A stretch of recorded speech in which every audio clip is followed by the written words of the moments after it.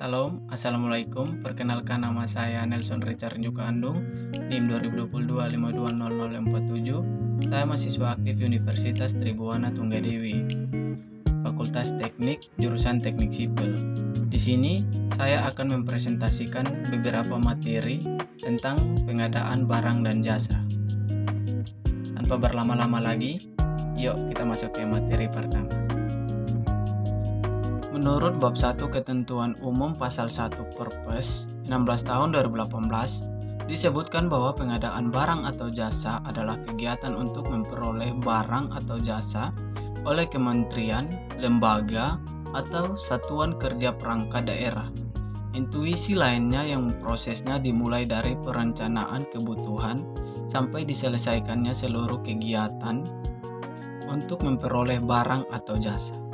Sekarang kita akan masuk pada slide berikutnya, yaitu ruang lingkup.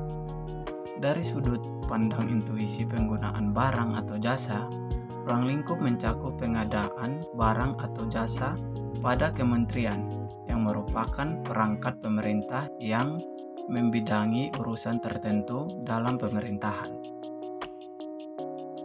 Beberapa jenis barang dan jasa. Yang pertama, pengadaan pekerjaan konstruksi. Yang kedua, pengadaan jasa konsultasi. Yang ketiga, pengadaan jasa konstruksi.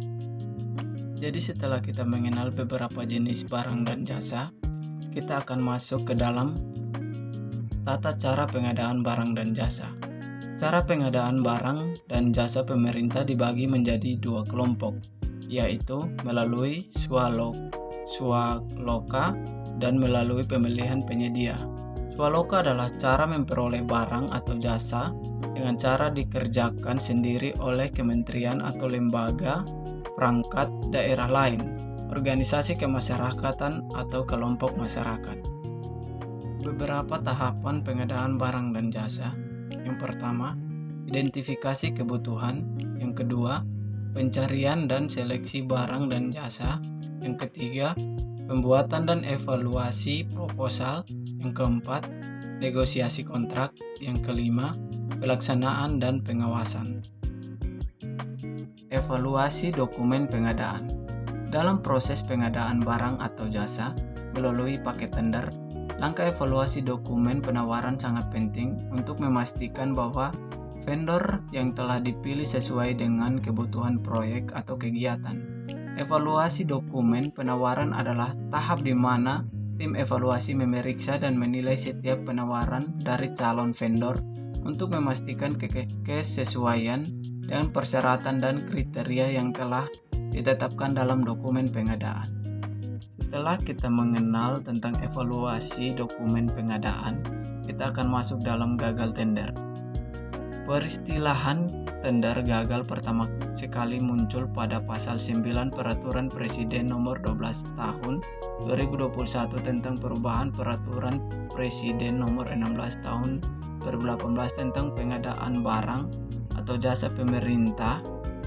Disebutkan bahwa salah satu tugas dan kewenangan pengguna anggaran PA adalah menyatakan tender gagal.